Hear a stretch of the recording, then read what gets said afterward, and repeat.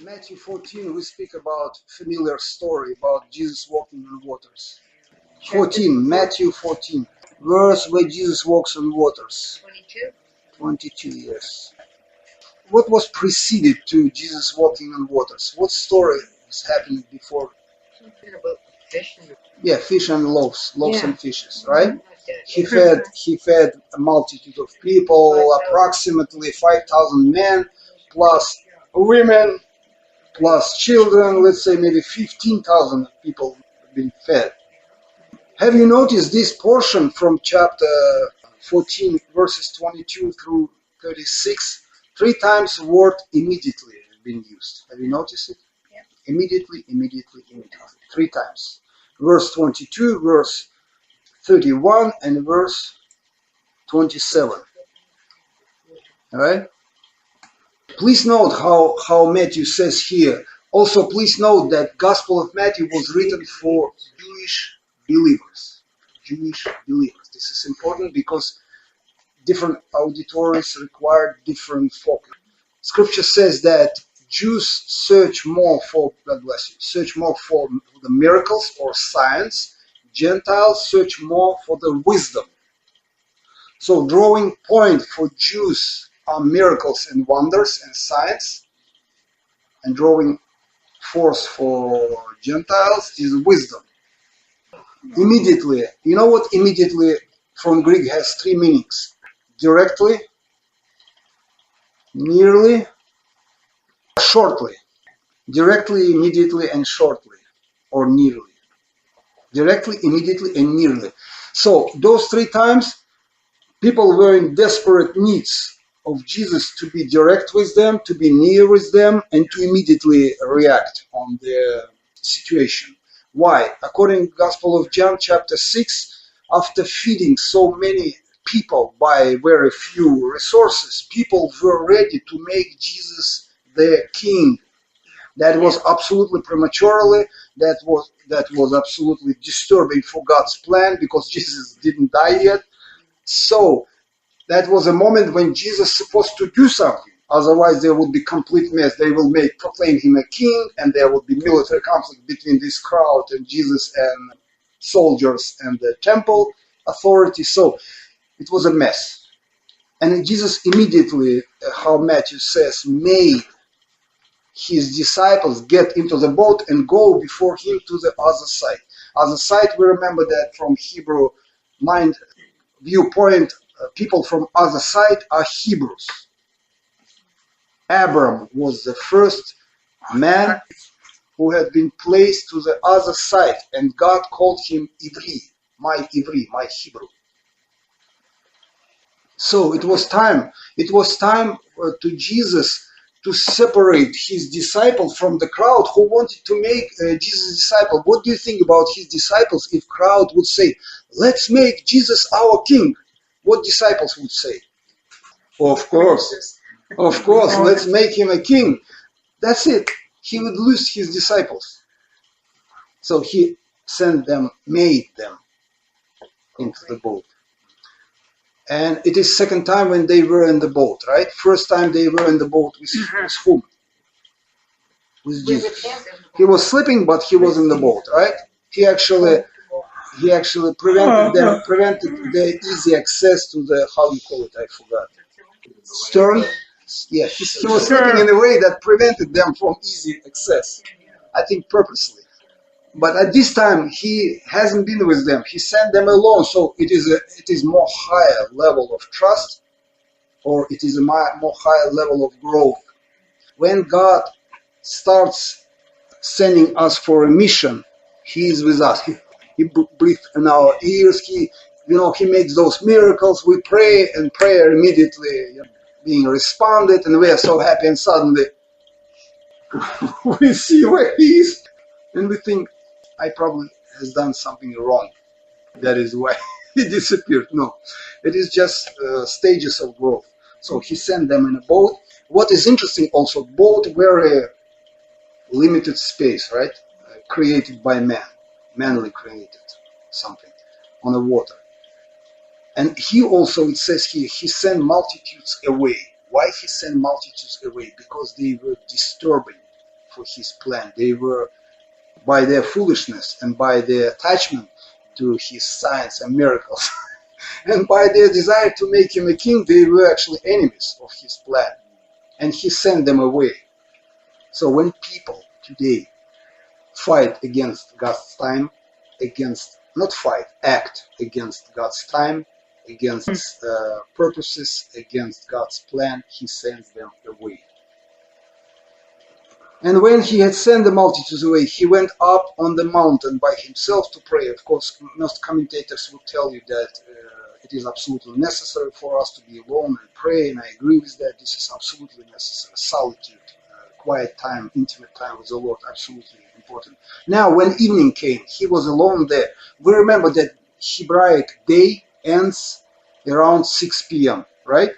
When it says evening came, it means that something after 6, maybe 7, maybe 7:30, maybe 8.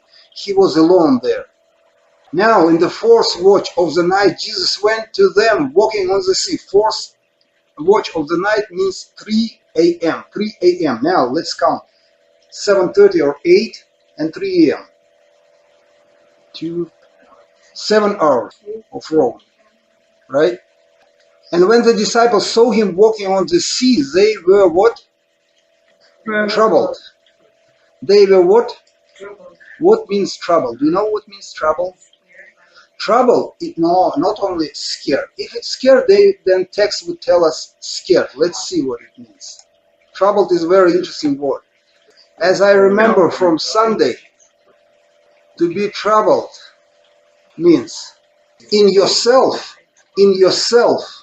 to lose your own sanity. When your mind goes out of your comfort normal zone, you like lose yourself, you like lose your understanding of this world. How come a man can walk on water? He's supposed to go down, but he doesn't go down. They lost their minds. They were troubled, saying it is a spirit. Some translation says it is a ghost. And they cried out for fear. Ghost? What translation do you have? NIV. Phantasma. Greek word phantasma means specter or spirit. And they cried out for fear. See, first their cry was for fear. Just imagine. You watch somewhere, it is stormy weather, and suddenly you see someone comes to you. Looks like Jesus, but Jesus shouldn't walk on water, right? you should use normal way of coming. So when in our lives God comes to us in an unusual way, what happens with our minds? Our minds are troubled. Because if our mind doesn't understand what is going on, it's troubled. It is troubled. We are in a mode of confusion, of misunderstanding, and we cry. We are noisy when we are fearful. Mostly men. I notice men are noisy when they are fearful. You haven't seen her? No. You better watch it. No. I'm saying about myself. I think in general. I don't know why. Men are becoming noisy when they are fearful. But straight away, see what happens? But straight away, verse 27. But straight away Jesus spake unto them, saying. So what way of calming their fear, their confusion of mind Jesus used? Yes. Word, spoken word, not written word. Do you hear me? Not written word, spoken word. So when you read Bible quietly, yours and mine, troubled mind, wouldn't be healed. Yours and mine, troubled mind, can be healed when we read the Word of God aloud.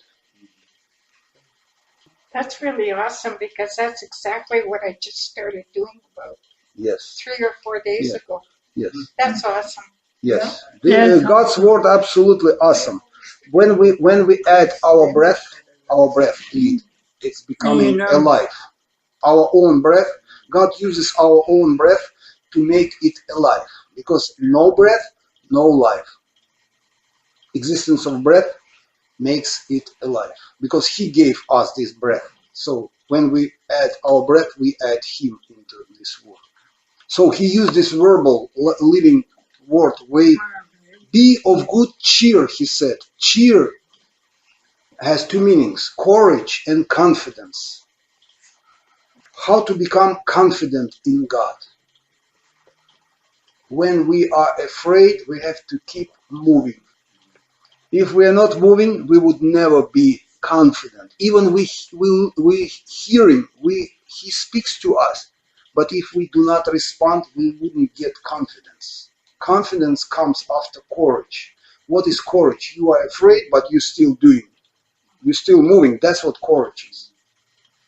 You conquer your fear. You do in spite of fear. So, and then you get confidence. He said, be of good cheer, or be of good courage, be of good confidence. It is I. How can we be courageous? How can we be courageous when fear is in us? Because he is with us. His name, Immanuel. Immanuel from Hebrew means those strong ones with us. If we are not capable to do something, those strong ones, they are capable to help us. That is why we are moving. And then confidence comes. When confidence comes, we wouldn't be afraid next time. What confidence is? Confidence when you've been afraid and you still be moving. Next time when similar circumstances appear, you would be confident in him. Only Peter was courageous in this situation. Only one among 12. How big percentages? 8%. Approximately 8%. So God's statistic, just 8% of 100. His close disciples. Only one disciple was responsive. The rest they hide themselves in the boat. And Peter answered him and said, Lord, if it be thou. Who said that? He didn't say command. King James Greek word kilu means command or commandment. So why did Peter say, if it is you, Lord?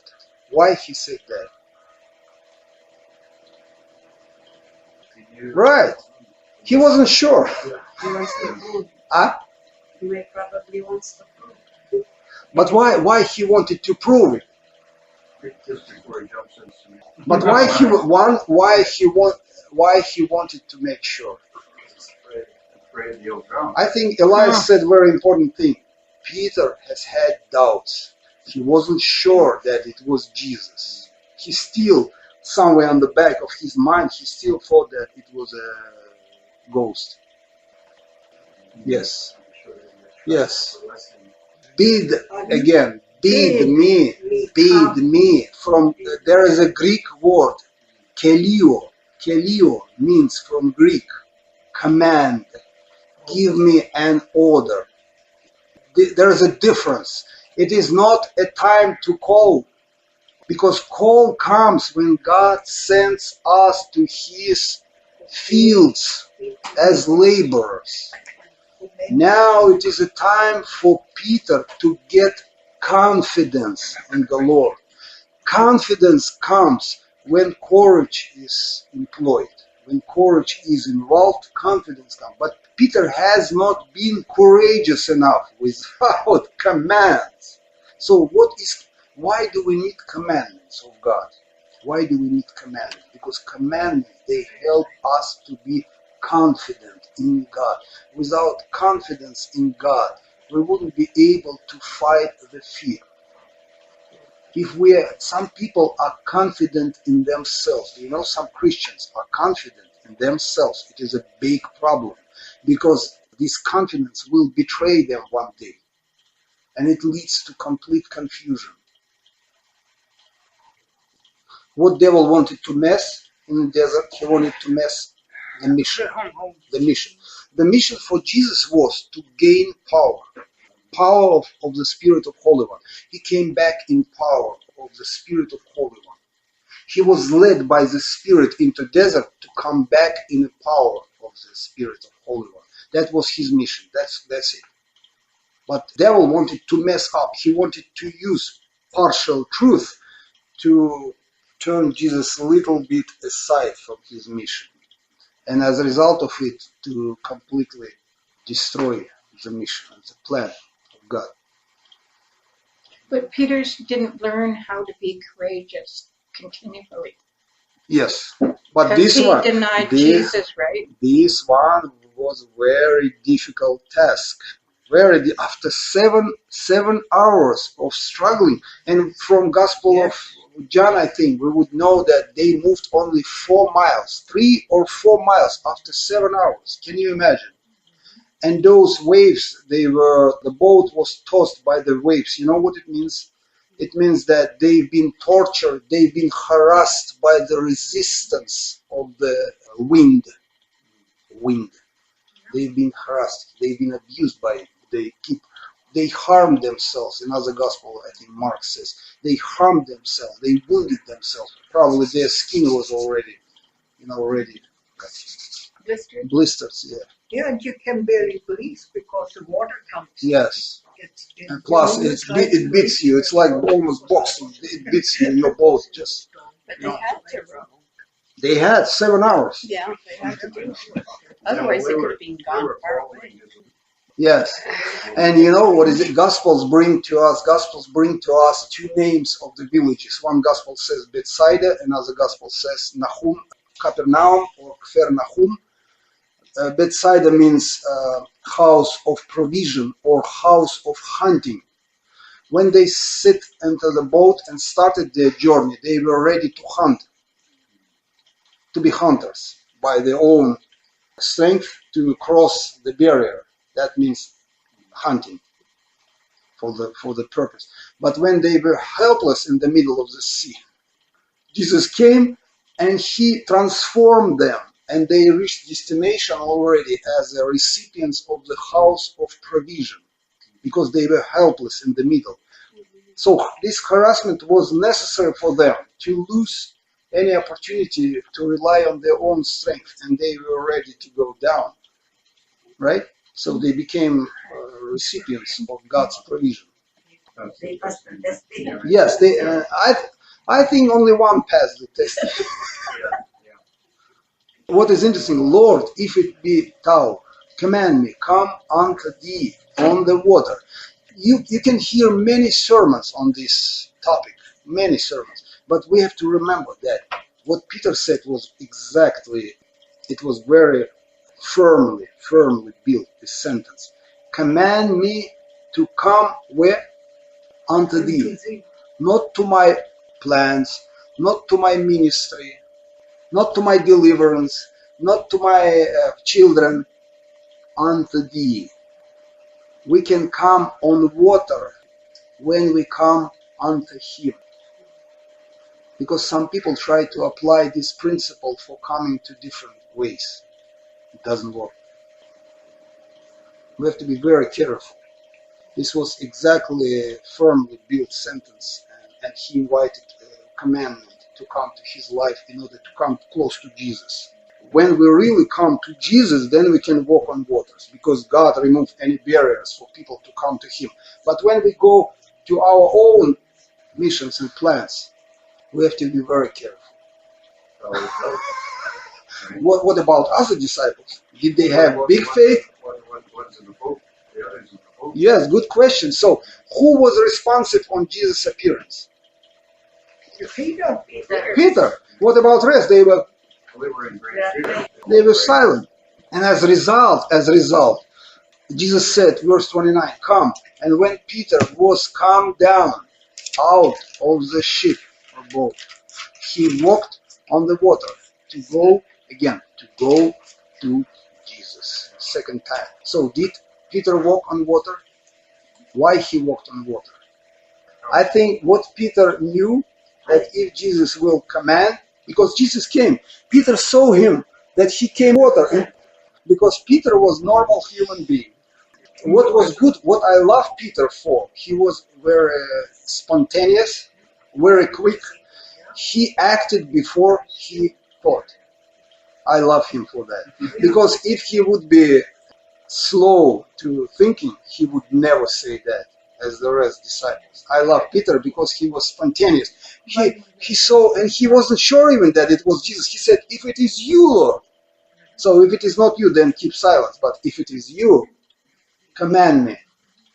And what he said, see, command me, come unto thee on the water.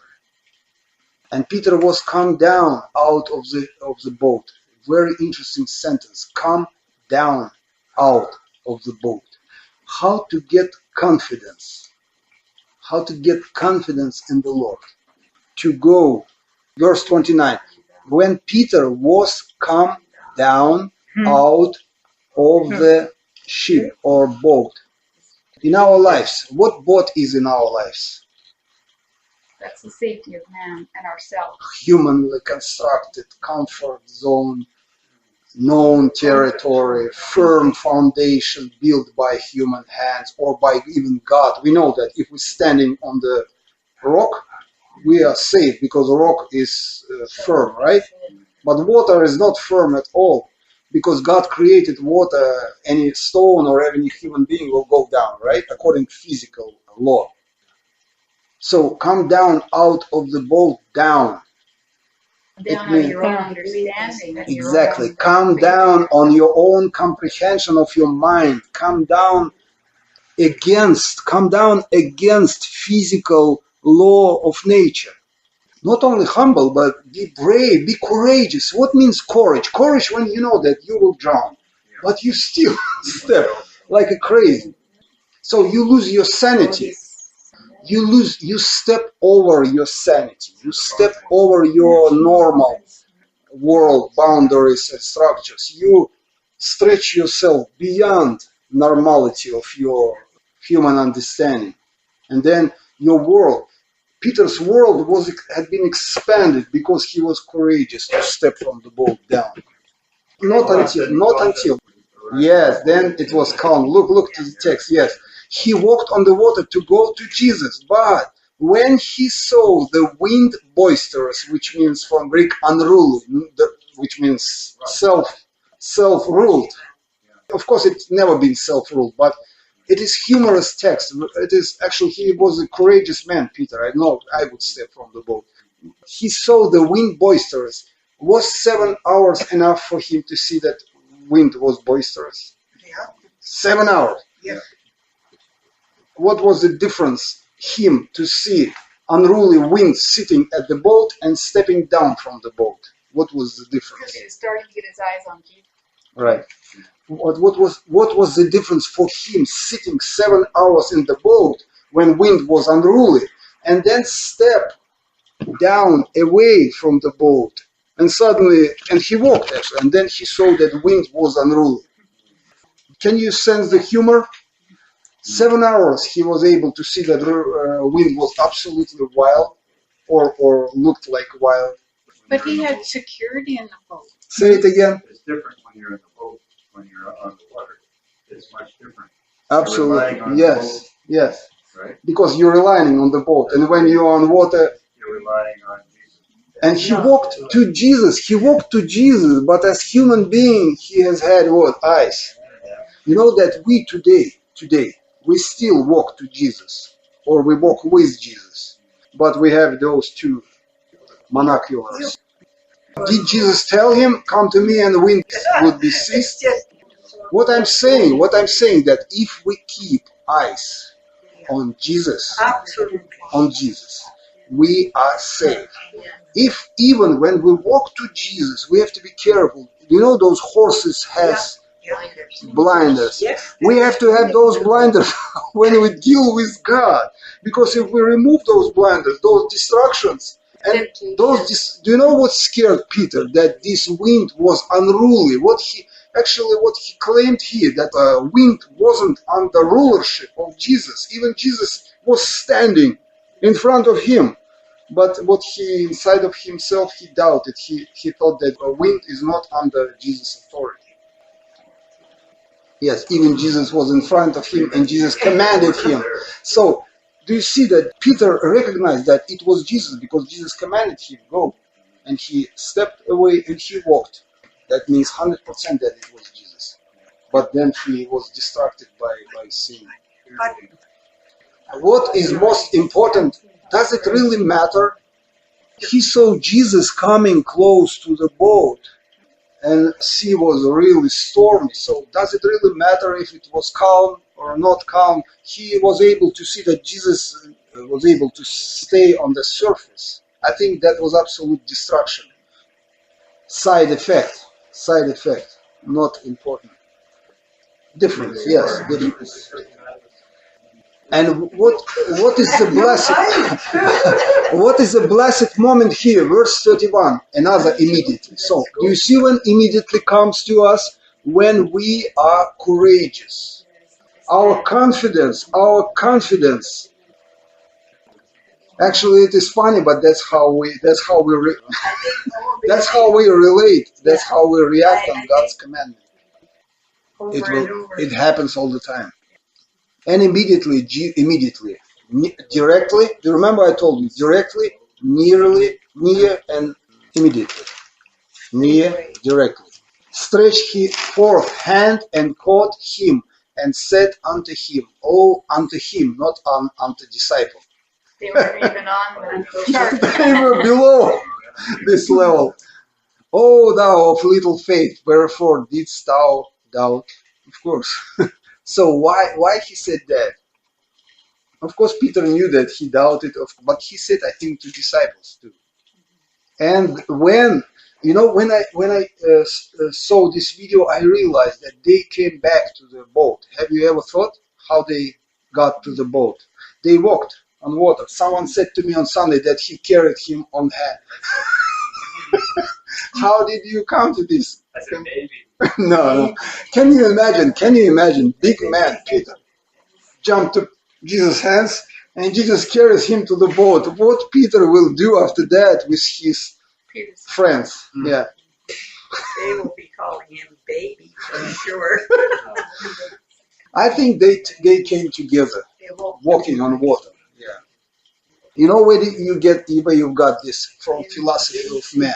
Do you remember this legend about a line of Footprints in the sand? yes, you got that from philosophy of man. That's what philosophy of man causes us. It distracts us from the way of how God desires it.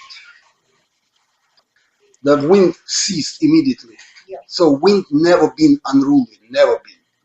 Right? Never been. Who was involved into this story? Jesus, multitudes, disciples. Who else? The 12. Again, Jesus, multitudes, disciples, 12 disciples, or we can say 11 disciples and Peter. And Peter. And who else? Ruach, wind. Or saying in another language, angel was involved too, who steered up the waters. Angel. An angel cannot be unruled. And when they were gone over, they came into the land of Gennesaret. Do you see what Matthew stresses about? He stresses about the other land is called land of Gennesaret. You know what from Hebrew that means? Land of violins. Violins. Musical instrument. Why? Why Matthew uses this name of the land? What he wants to tell us. What is the meaning of Matthew placing in verse 34 the land of Gennesaret? Kinneret is a beautiful name. It means many violins. Those who trust Jesus are able to cross the stormy sea and to reach the land of violins. That's what Matthew wanted to tell to his readers. Where I see that? Verse 34. Verse 34. Verse 33. Then they that were in the ship came and worshipped him, saying, "Oh, for truth, thou art the Son of God." Did they got confidence in him? Yeah. Don't be so fast. No. Did they got confidence in him? They were spectators. They were spectators. So see, difference between Peter and those disciples. All of them been harassed by the storm. All of them were afraid of dying. But only Peter got confidence in the Lord. Because the rest guys, they never been courageous enough. Even to ask. They haven't been even courageous to ask who you are.